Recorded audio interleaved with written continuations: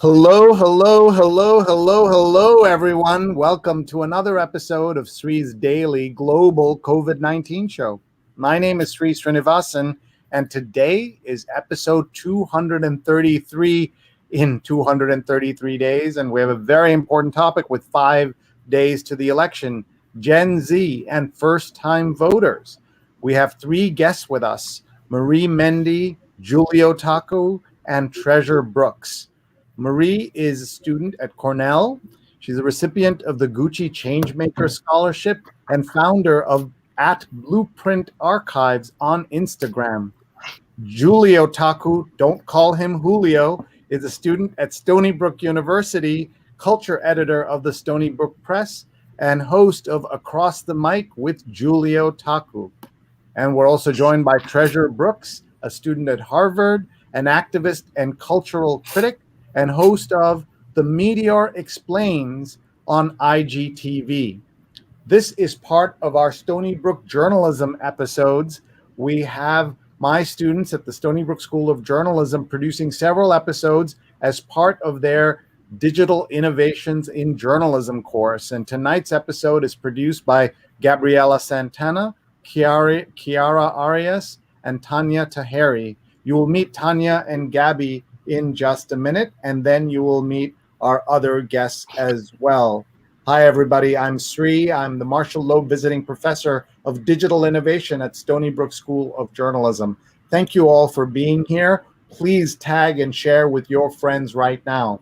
I'm also the co-founder of Digimentors, a social, digital, and virtual events consulting company. We work on virtual events. We've had events of 50 people and events of 100,000 people. We bet your event is somewhere in between. If you haven't seen the show before, we are on every night, including election night, so be sure to join us for that. We've had more than 419 guests in 71 cities in 20 countries, including the chief scientist of the World Health Organization.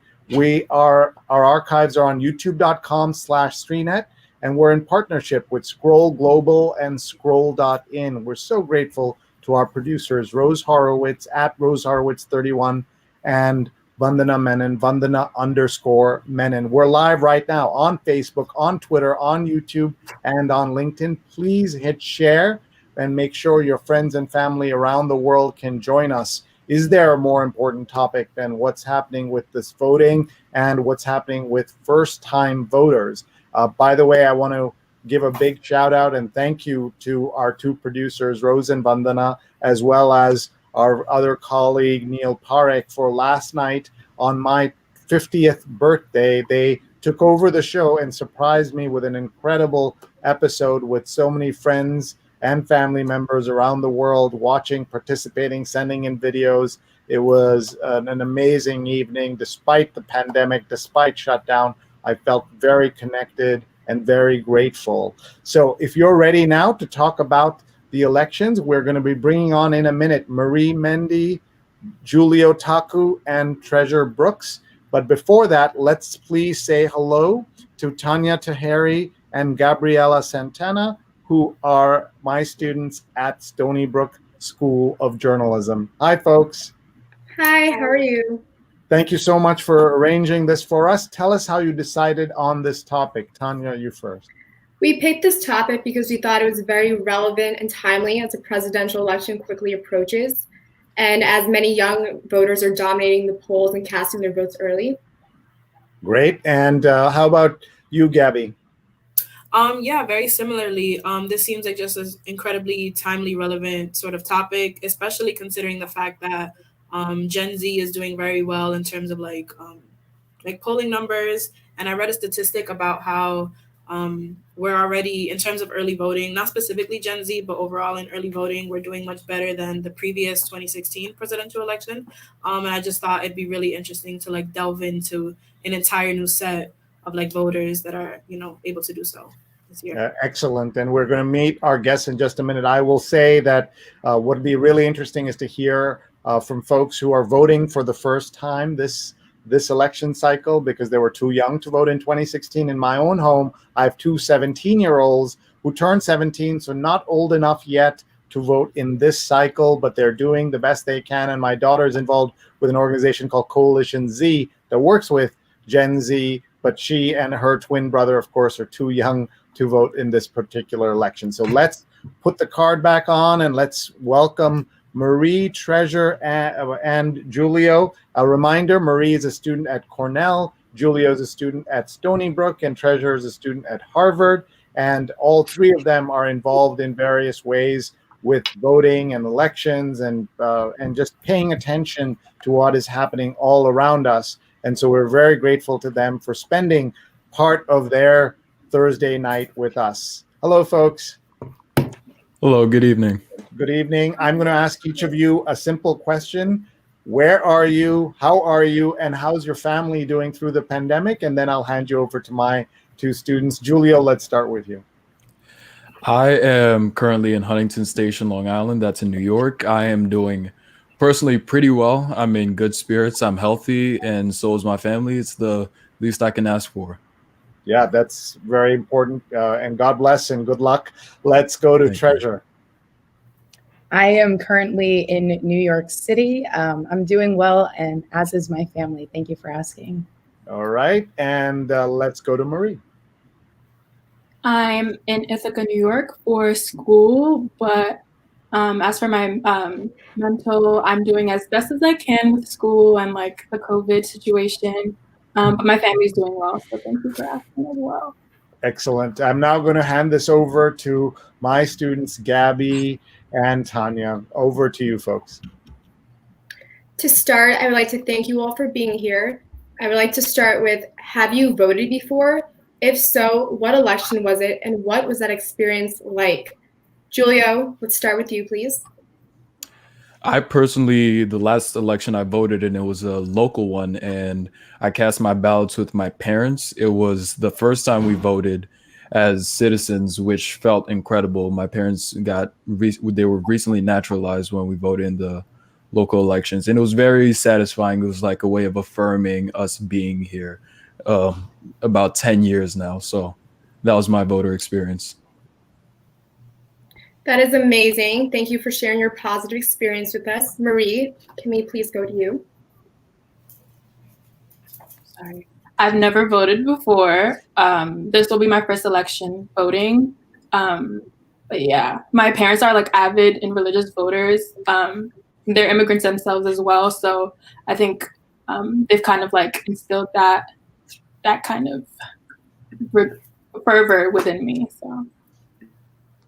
That is great. I'm excited for you to vote this upcoming election. Treasure, maybe go to you, please. Yes, so this will be the first time I'm voting in a presidential election, but similar to what others have said, I voted on a local level in Vermont my sophomore year of college. So I feel like so far there's, a different like range and like who's voted, who hasn't, and stuff. So I'm curious to know like what stigmas do you guys believe exist when it comes to like Generation Z when it comes to voting? Because I've like heard, some of the backlash or like some of the like negative connotations associated when it comes to Gen Z and like different like aspects of like the political conversation. But I'm curious, what stigmas do you guys personally think exist? Marie, you can start first if you would like. Yeah, so like obviously the stigma that we don't care or like we're not invested politically in what happens in this country is a huge one that I think pervades all age ranges in terms of how they view Gen Z voting, and they just think that we're like uneducated and just like overall disinterested in everything that don't concern ourselves, and I think that's wholly ignorant and just like completely false. I think with those misconceptions, it's a lot of disillusionment within our generation with just seeing how the political landscape has evolved to where it is today. And I think a lot of us are just simply disillusioned, but I think a lot of us don't use that disillusionment to shun a political process. I think a lot of us are invested, but are invested in different ways than previous generations have seen. Yeah, definitely. I feel like even in respect to social media being like such a profound thing, it's definitely played a role in like how we are able to get involved in terms of our political activism. And I feel like it really has just redefined the word in itself because, we have different access to different forms of like getting involved. So Treasure, if you, do you need me to ask the question again? I don't know if like I got lost. Yeah, I think I remember. What are the stigmas surrounding Generation Z as voters? Similar to Marie, I think that there is definitely a camp of people that believe that Gen Z is apathetic or that we are disinterested in electoralism and electoral politics.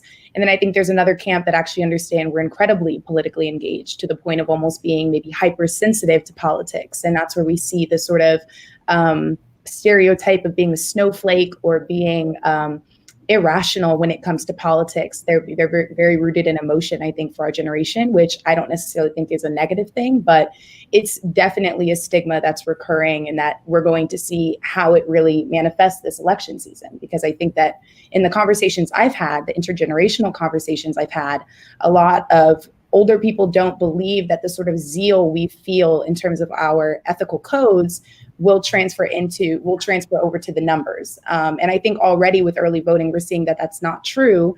And given that Gen Z is now of voting age and 24 million of us, I believe, are registered to vote, we're going to see more alignment in sort of the fervor of our politics and how we vocalize them and then how we show up in the voting booths.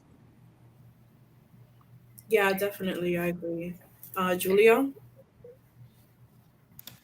I firmly agree with both Treasure and Marie. Our generation is one that has witnessed the political polar opposites, if you will, and have witnessed a lot of things, whether it is socially, culturally, economically. We have been through 2 terms of Obama and 1 of Trump. So to say that our politics is either uninformed or we're disinterested is to discredit us on a very dangerous level, because as before mentioned, 24 million of us are registered to vote. We are very much adults and we are asserting ourselves in that space, whether or not older generations want us to. Our hypersensitivity is actually it's attributed to our capacity to empathize with people, and that's not a bad thing. And it carries over into our politics and how we feel it is our responsibility to exercise our civic duty at the polls, and to be able to vote and to do so in droves. Social media is one thing we've definitely leveraged, and I pay some of that credit to Obama's presidency and how they took advantage of the fact that we were so involved on social media already. He met us in the middle, and Trump has done that in another form, but we see these politicians in broad daylight. So we're able to, I believe, be more informed than prior generations. We've seen where there were missteps on their behalf and we have suffered the consequences. So we're building a future for ourselves and posterity that we want and we feel we deserve and the rest of the world deserves. So we're much more politically active than whatever the stigmas say. Yeah, definitely. Thank you for acknowledging the stereotypes surrounding Gen Z. That brings me to my next question. I would like to know, what are the priorities of younger voters and what exactly do they care about this upcoming election? Julio, can we begin with you, please? Again.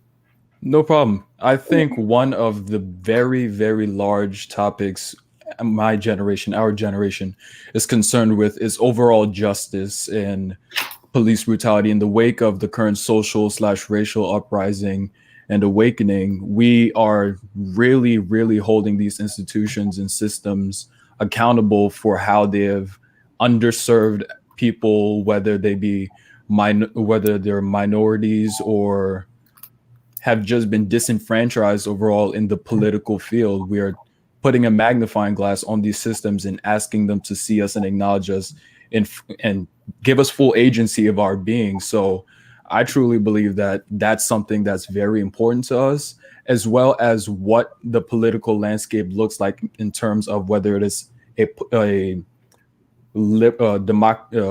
Democratic majority or Republican majority, that is going to shape a lot of what our lives will play out for that, especially in terms of the Supreme Court justice appointments. Those are lifelong positions, and most of the people that are on there now are of a generation bygone, far behind, and nowhere near in the same alignment with us politically or what we see socially and we think we need. So we're looking for big changes. And another thing I believe we want is a younger political field, one that reflects us, or is at least in terms of time closely related to us. Somebody who is in their 60s or 70s might not serve us as well as somebody who's in their mid to late 40s or 50s. So I think that's another thing we're looking to change up as we make our voices heard politically. I definitely agree. Very well said. I believe the goal here is to advocate for vulnerable members of society. Marie, can we go with you, please, for your thoughts? Yeah, just similarly, justice, the state of policing in this country, racism in America, all things that have to do with like inequality, income inequality, and like the ways those issues have been exacerbated over the years are issues that I think are pertinent to young voters, especially as we are supposed to enter the workforce. And so things like that, and just issues that affect Americans as a whole, with like abortion, student loans, climate change. I think a lot of the times young voter issues are dubbed as young voter issues instead of just like political issues as a whole. And I think that that's a part of the reason that we are stigmatized so negatively, just because our issues are not seen as issues viable on like a public forum, viable on the public stage. And I think that our issues are just as important and are similar to the issues that political leaders often call on when they do debate, when they do speak to their platforms. But yeah, more specifically, a lot of issues surrounding the justice system, the abolishment or police reform, however you want to look at that. So yeah. Great, thank you. Treasure, your thoughts, please? So to echo what Marie said when she first spoke, I think that, yes, our generation is incredibly disillusioned and disenchanted with the supposed democracy that has always been a representative republic, never a democracy, but we're also seeing it's just incredibly corrupt. And so I don't think that young voters are seeking to eradicate any of the pre-existing issues of our society, but really seeking to prevent the current inequities from metastasizing to the extent that they could. And I think, as Marie said, these issues of policing in our communities and a reinvestment in local politics has allowed for us to get back into the minutia of really what elections have always been about. And even though the American education system doesn't provide a real robust civics educations program, we have young people that are becoming informed, and they're autodidactic. They're teaching themselves how our government works. And so now I'm seeing so much information circulate around different propositions and what to vote on them. And we're seeing down ballots and people explaining all of the different elections that are currently taking place other than just the presidential one. And so I think that generally our interests lie with the working class. I think we're able to understand how class stratification in this country is just as insidious an issue as racism and homophobia and all of the other social ills that are, I guess, more recognizable. But with this vested interest in working in the working class and in labor justice, we're going to see a shift in how people vote, the way that corporations are handled. We're going to see a difference in how people vote on the budgets, the local budgets going into schools. And then, as I said before, just I think a broader understanding of what offices are actually up for office, from sheriff to public advocate to state legislators, assembly members. And I think that in that sense, regardless what happens on a presidential scale, I think that we're going to see a huge shift in local politics, because different elected officials that have been staying in their seats, that have been holding different positions for decades, sometimes without actually doing anything to serve their communities, they now have a spotlight being shown on them again. And as Julio said, that is a form of holding them accountable. So I do think there's this reinvigoration of accountability, of civic education, and just generally anything, any autonomy that we can find in this otherwise what I find to be an incredibly obsolete system.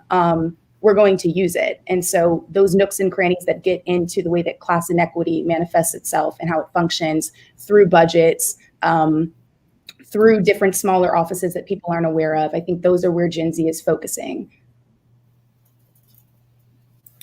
Yeah, I definitely agree. And I feel like in the theme of like, that's exactly what Gen Z is attempting to accomplish. It brings me to my next question, which has to deal with like, so far, turnout amongst college voters has doubled from 19% in 2014 to 40% in 2018, like within the 2018 midterm elections.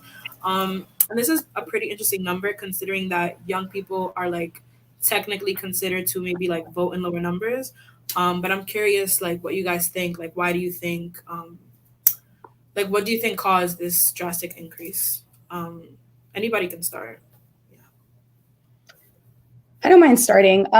Something that I've been considering a lot is, where do these numbers really come from, and what's happening? I mean, we always see these numbers saying that young people don't vote, but when we think about the intricacies of voting for everyone, voter suppression on just a mass scale, but then when we really zoom in and magnify young people, we're thinking about, where are we located? I think that this election with mail-in ballots, we understand how difficult it is if you're not in the state that you're registered to vote, ensuring that your vote is counted. And young people face that every single election because most of us are college students, right? And so when you think about the various hurdles that inhibit us from voting and the ways that those become even more real for young people, having different forms of valid ID. Some of us, because we're in an incredibly economically turbulent moment, a lot of us don't have permanent residencies. That was my truth for a long time. And so I think that it's one that now we're home. COVID has allowed for us to be home and stand in line and ensure that we get our ballots and that they're casted and counted. And I also think that there's this differentiation that no one is really making between Generation Z and millennials. And technically, Generation Z only goes up to 24-year-olds, which means that in the last presidential election, they would have been 20. And that's such a small portion of our generation that was actually eligible to vote in the last presidential election. And that's no longer the case. So I think there are so many different factors we need to consider about how accessible it is for young people to vote, given that we typically are, completely displaced from our home communities. And then also things like I mentioned before about the enthusiasm around voting, the civic education that I think Generation Z definitely has because of the internet that millennials maybe weren't as familiarized with, and their politics can in some ways align more so with boomers or with, older generations. Yeah, most definitely. Those are important just distinctions to know. And I feel like they apply greatly to just regards to who's voting, who's not, and like what's it called, inhibit certain people than others, stuff like that. Julio, if you could go next, please. I think Treasure pretty thoroughly covered a lot of the things that are motivating us to vote, some of the things that are limiting us from voting. One I hadn't even considered until just now how great of a degree it is true that we are very displaced as a population because a lot of us are either on campus or at home. And if we're on campus but we want to vote locally, we need to make sure we get in contact with our parents and get the absentee ballots. Or if we're on campus, we need to be up to date on what the campus is doing. Some campuses are providing buses like Stony Brook is to allow students the ability to vote without having to find or procure transportation for themselves. And that alone disenfranchises a large population of us, because if you're going to now speak to the population of students that are at home, or the population of people, let me not just say students, because there are bigger constituents and members of our group that aren't students as well. Not everybody's a student. The ones that are at home with one polling place that is across town, and they live in an area where the bus passes by every 2 or 3 hours, or their parents work and they're not able to leave because they have to babysit. And there are just so many limiting factors and hurdles, as she said, that prevent us from participating on a civic level.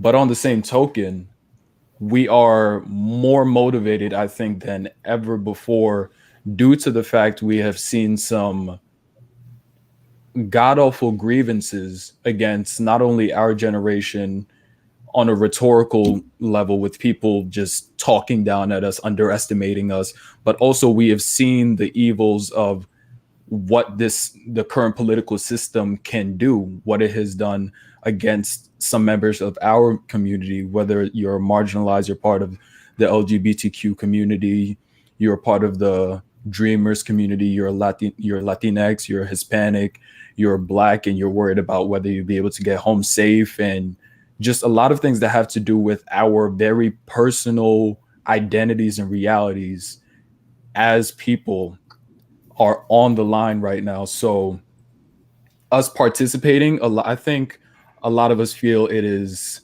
mandatory in a way. We can't afford to drop the ball, because we've seen the ball dropped by our older siblings, our uncles, our aunts, our mothers, our fathers. There have been generations who didn't participate for a bevy of reasons, mind you. Not all of it was by choice, but we've seen what happens when inaction is the decision chosen over action and people don't participate. So on that, we are participating on a hyper level, I believe, because these numbers don't just jump by accident. There's definitely a clear correlation between the pandemic now forcing us to be at home, and we're now on our phones, we're engaging with each other on forums, Instagram lives, through tweets, and all these different things. So we're having these conversations, whether they be colloquial or political, and we're really starting to question, is this system working the way it says it should? Like, for example, the Electoral College, that was created in the 1800s. We're in 2020. I think our generation are really starting to question some of these age-old so-called traditional practices for the sake of just moving forward and creating a future we see as more suitable for everybody.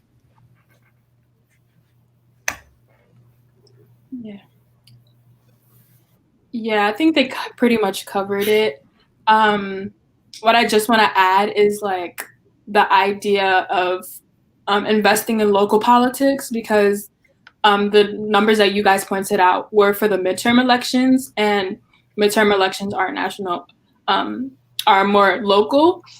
And I think that because of like the 2018, the 2016 election, and like the political shock that sent to us specifically, in terms of encroachments on our identity, encroachments on a lot of people's right to live, and just basic rights, I think that invigorated a lot of us to take the wheel into our hands, because we were at the brunt of these decisions when we didn't have a chance to decide anything.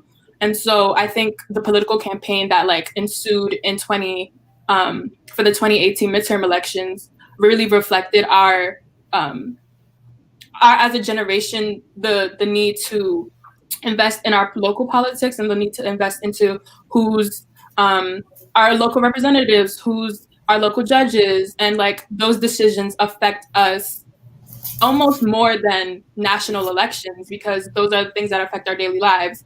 And so just seeing how that progresses, the progression from local politics to national politics, are really connected and interlinked, is probably part of the reason why we've seen that big jump.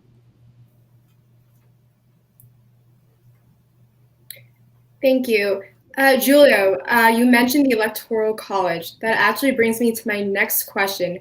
I'd like to address misinformation in the age of voting, especially surrounding the Electoral College. How knowledgeable do you think you and your peers are about the Electoral College and the popular vote? And why do you think so many individuals are misinformed about this? I think personally, we aren't as informed as we should be. I had to brush up as soon as the 2016 elections were concluded on what the Electoral College actually decides. And even before this, I had to brush up again on what exactly it decides, because I think we should go with the popular vote. It makes sense. Our whole lives as kids, even when we're in class and the teacher's like, oh, who would like us to go over the homework today? Raise your hand. We use democracy there. We're taught what democracy actually looks like our entire childhood. And then we get to a stage where one of the parties is allegedly democratic. We allegedly live in under a democratic government. And the Electoral College kind of pokes a hole in that, because that doesn't seem to be in line with what democracy should look like. If the people speak and say they want a certain candidate, but the Electoral College decides otherwise, why is it still being enforced? Why is this 300, 400-year-old practice still continuing till this day? There were amendments made to the Constitution, but we can't amend or modify the Electoral College. I think not all of us are as educated as we should be, and we really should brush up on it, because there are certain states where it's winner takes all, and there are certain states where it comes down to, even within certain counties and lower than a congressional level, if there's one vote, it has to go towards them, even though the popular vote has decided otherwise. And it's just these little minutia that most people aren't aware of that we need to really educate ourselves on. So our generation, as much as we're going to show up to the polls, and we are showing up to the polls, we need to also be informed about those little things that may, quote unquote, make or break the election for us. Definitely. Marie, your thoughts, please?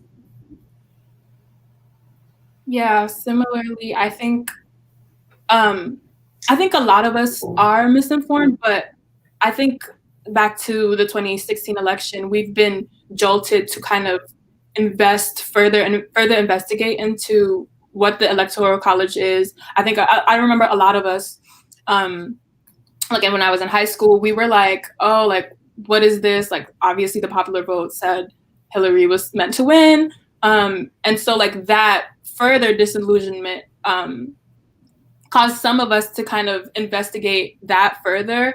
And I do think, like Julio said, like we do have more to brush up on. There's so many back ends and like political nooks and crannies that we don't really know about as a people. And I wouldn't just say this is for Generation Z. I think a lot of people are ill-informed about the Electoral College, but a lot of people also have been forced to kind of investigate this system, and obviously dub it as something that needs to be eradicated.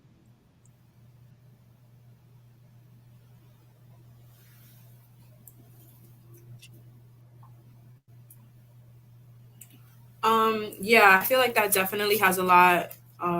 The idea of the Electoral College, I feel like similar to what you guys mentioned in regards to the 2016 presidential election, just seeing how like Hillary had won the popular vote and then Trump had won like amongst the Electoral College, that was very like, it just threw me, because I just feel like we weren't necessarily informed on like what necessarily went into the politics that were kind of dictating like our well-being. And I feel like that's a similar situation amongst other young voters, or just like other young people, just like amongst Gen Z, where we aren't as informed as we should be. And I think we need to just, continuously try to understand like what's going on among the country around us as much as possible. And that kind of brings me to my next question that has to do with, what would you say to someone who believes their vote, quote unquote, doesn't matter? Treasure, you could start, please. Ooh, I love this question. I'm going to say something really unpopular. Sometimes it doesn't. sometimes your vote doesn't count. And that's a conversation we need to start having. The Electoral College is an incredibly flawed system. And there's conversations right now about what it looks like. I mean, all of these systems. I mean, the extension of the Supreme Court.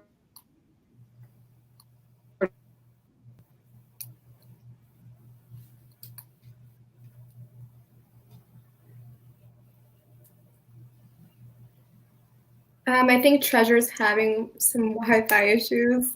Julia, please, can we go to you? Yes, just restate the question quickly, please. Yeah, so what would you say to someone who believes their vote, quote unquote, doesn't matter?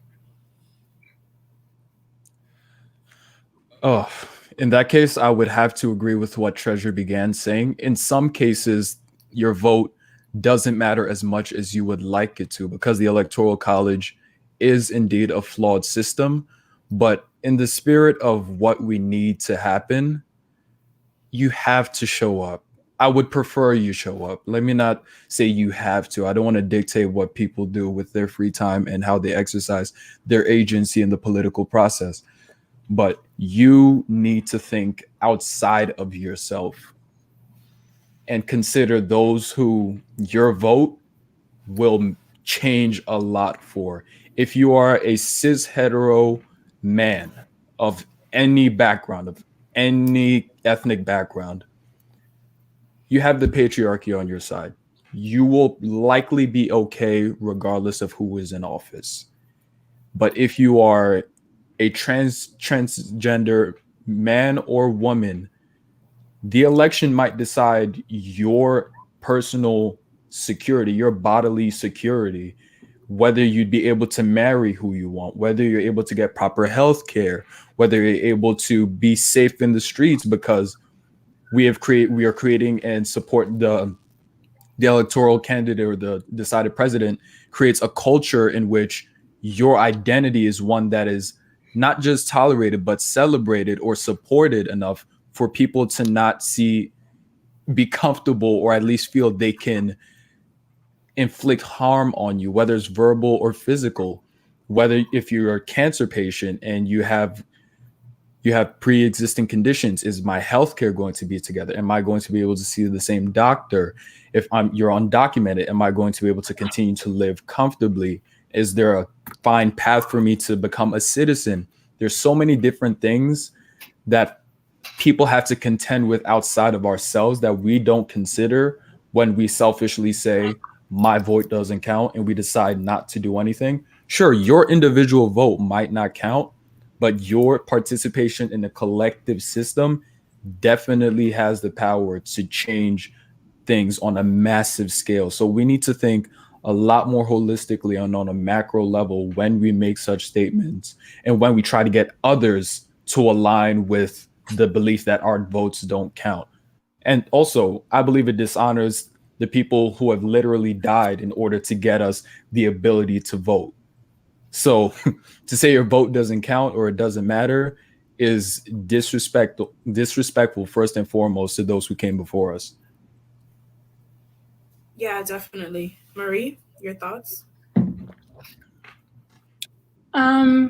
Yeah, my views more align with, like, I feel you to a certain extent. As Trezor was saying, I think a lot of the times when we push people to refute your vote doesn't matter, it kind of becomes this like, oh, you have to vote. But like, there's a lot more that goes into voting for a lot of people than just voting. It means taking off from work. It means a lot more things for people than just putting in your ballot. But I do want to say that I think voting in your local elections matter a lot, because those are the things that affect your daily life a lot more than having a national election and voting in a president who honestly doesn't have that much effect on your life unless a state official enacts those federal policies. So I will say, like, on the note of like the electoral college and the corruption that is, yeah, sometimes your vote doesn't count. But I do think if you invest into your local politics, you will see changes. And just like going to like city council hearings, and just like making your presence known in places that you can matters, because even if they don't change anything, just your simple presence will, like your presence being there when it usually isn't, might force elected officials to maneuver a different way and speak differently, and have to be accountable to you and your presence and your identity, versus you not being there, you basically being non-existent in their political eyes. So I don't want to shun people for not voting, because there's a lot of truth in that. There's a lot of voter suppression. There's a lot of corruption in our political system. So I won't shun people who say their vote doesn't matter, because a lot of the times it's valid concern. But I will say that your vote matters in some instances. Hi, folks. I just want to come back and just say this is an amazing conversation. We're learning so much, and such great comments coming in here too. Treasure, we want to give you a chance to finish up the thought that I know you were having some bandwidth issues with you. Go ahead. Yeah, first of all, I apologize, everyone. There's like a storm in New York City right now that's messing with my Wi-Fi, but hopefully we won't have complications. Yeah, I would like to finish, because I think this is really important.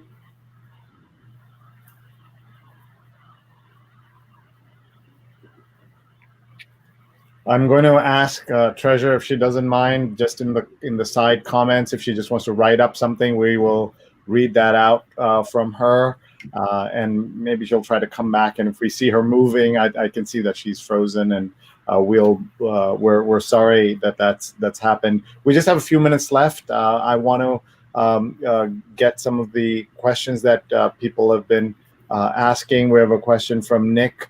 Julio and Marie, you're both in New York, a state where some people say their vote doesn't matter. What do you say for your peers who believe their vote doesn't matter? What do you say to them? We've talked kind of in the abstract about that, but what if you have a chance to appeal to everyone who's watching now and says, what's the point in voting in New York?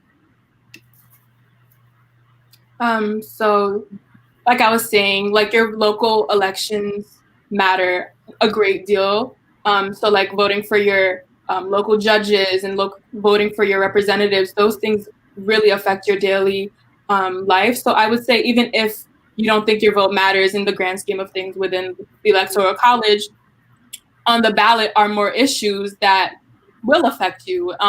Different referendums, different bills that may be going up for your like local platform. So I will say, like in states where they're not considered swing states, it doesn't seem to matter in terms of the national election, but there are a lot more issues on the ballots that will affect you. So sure. Here's another question, Julia. Maybe you can answer this. What about people who choose not to vote because they're not interested in politics? How can we encourage them to vote and establish the fact that their vote matters? It's if you're not interested in politics, you need to understand that these politicians have an interest and a stake in you, and your inactivity can either hurt or help a lot of things in your community. On this, let's bring this down to a micro level. If you are someone with siblings and you go to school in one district, and suddenly you move in the middle of the semester, and now your sibling can't continue in said district, and they were doing great and everything. If you vote on the local level, you might be able to vote towards referendum about the busing system, and now your sibling, your child, can get an education in the community they've grown to know and love, and that's where your family's established. That's something very personal that you can affect with your vote. Politics is something that it crosses over. It's an intersection we all live with. Everything we do is political, whether we know it or not. So it's one thing to not be interested in politics, and it's another to not engage in it. But by living day in, day out and making the decisions you do, you're actively participating in it. So just go the extra few feet. I'm not even going to say the extra mile. Just go the extra few feet and vote, because a lot of what you do is political to begin with. Why not have a say on what happens on a smaller scale if you don't think it happens or matters at all on the national scale? Thank you. Marie, do you see this question from Mark? How important do you feel the youth bloc will be, and do you feel any of the national candidates are appealing to you? Just addressing the national candidates, not really.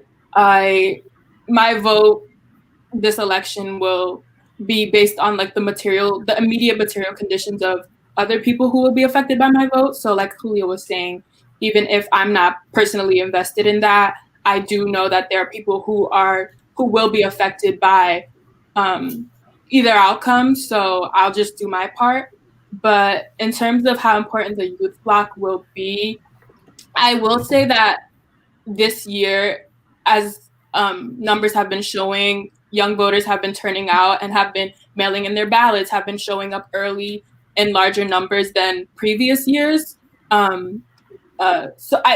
Regardless of our small voting bloc, which I think is like 7% in the like national electorate, I think this year we can really see our demographic making a dent in the outcome of this election. So. Okay, and Mark also asks, local candidates are very important. How relevant are PACs in your life? Have many of your peers been involved in this? Do you hear much about PACs and about younger voters being involved?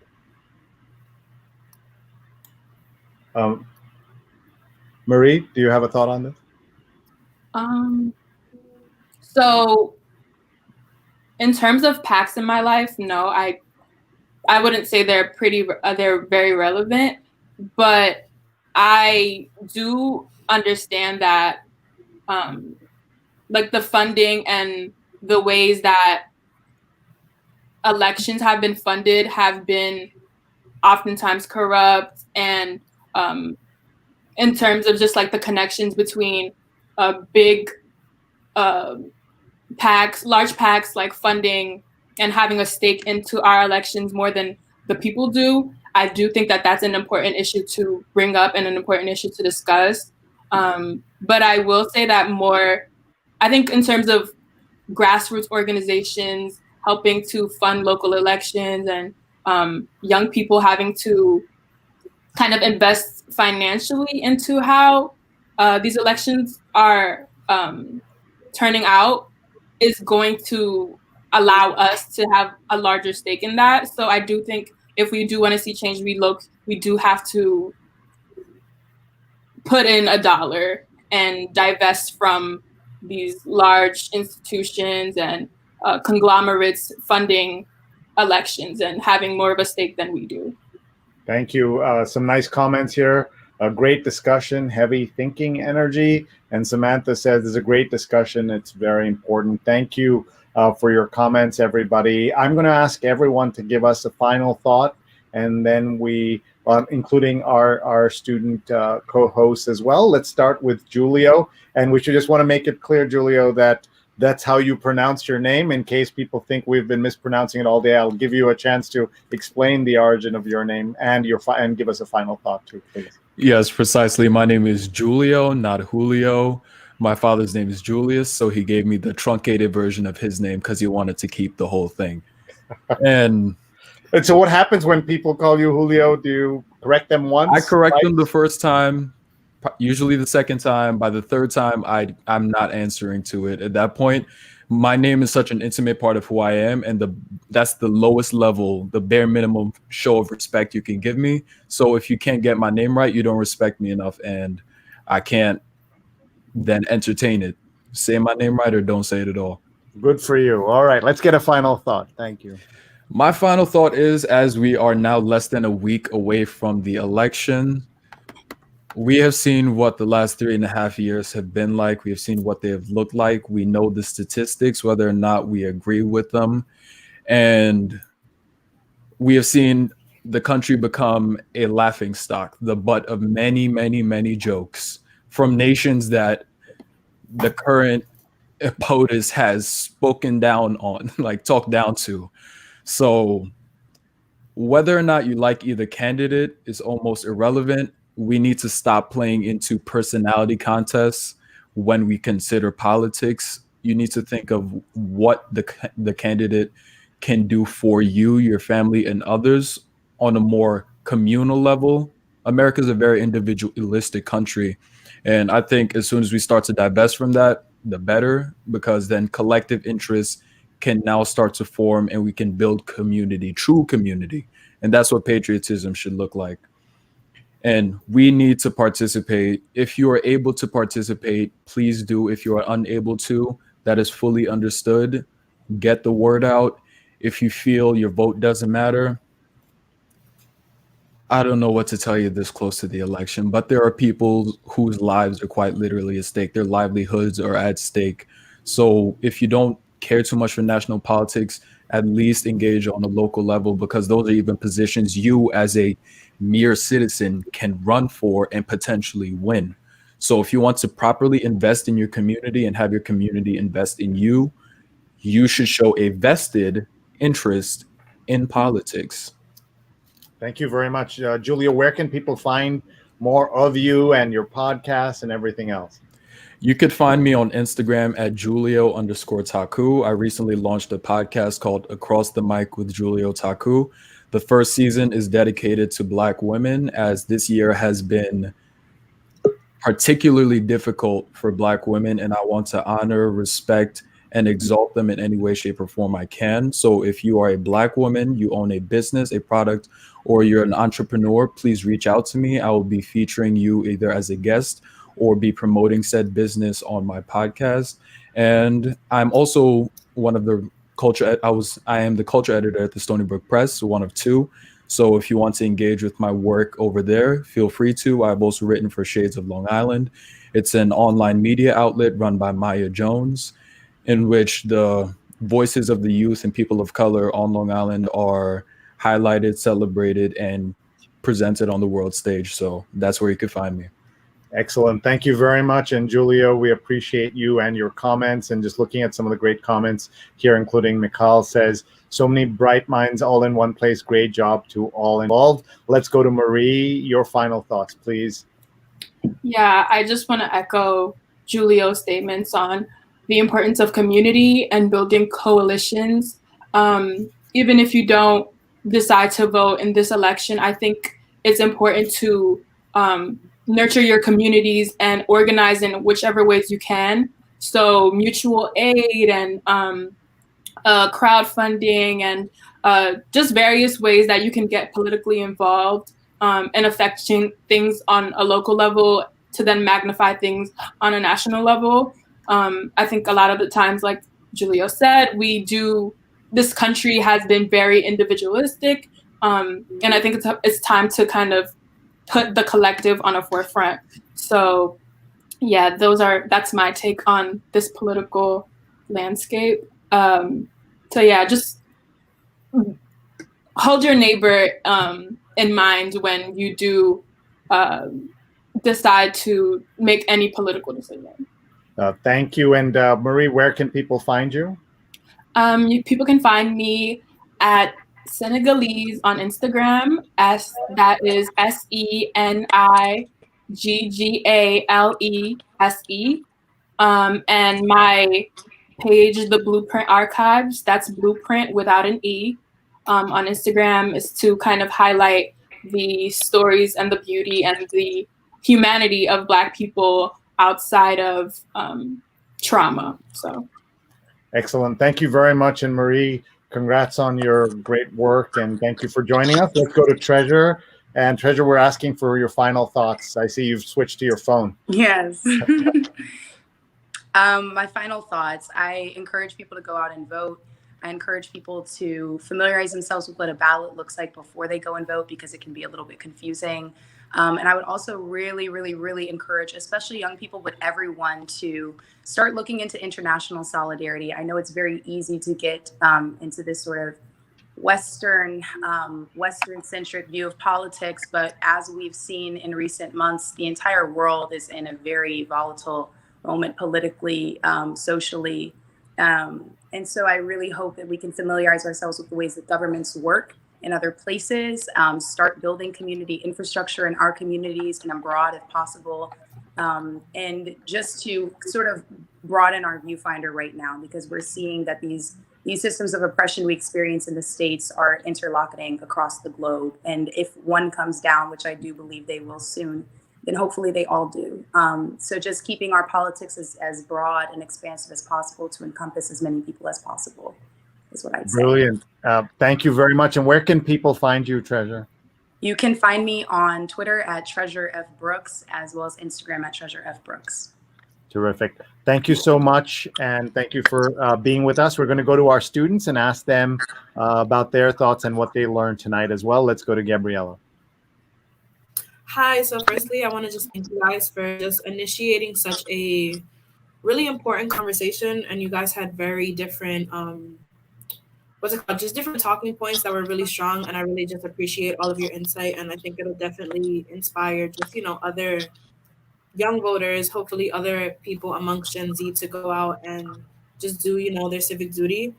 In regards to everything that we've discussed, I definitely agree. In regards to people who say that their vote doesn't matter, I think that's a very sort of privileged statement to say, to think that your vote doesn't matter, to think that your vote doesn't contribute to anything, and to think that you can sort of just skip out on something to that extent, because these are the lives of millions of people, and every political decision affects the other in one way or another. And I feel like that's something to take into account, and especially for minorities and Black and brown communities, it's important to really acknowledge the fact that often we're definitely at a significant disadvantage when it comes to policies and laws instituted by primarily old and white lawmakers who generally do not understand or have a similar experience to what minority communities face. And I think that kind of settling into the idea that, oh, my vote doesn't matter, it just reinforces just certain stigmas and ideas that, no change is going to come from anything. And I feel like, change and wanting to foster certain initiatives that has to come from just taking yourself out of that mindset. So yeah, and something similar to what Marie had mentioned before about, just putting in $1 and divesting into the community.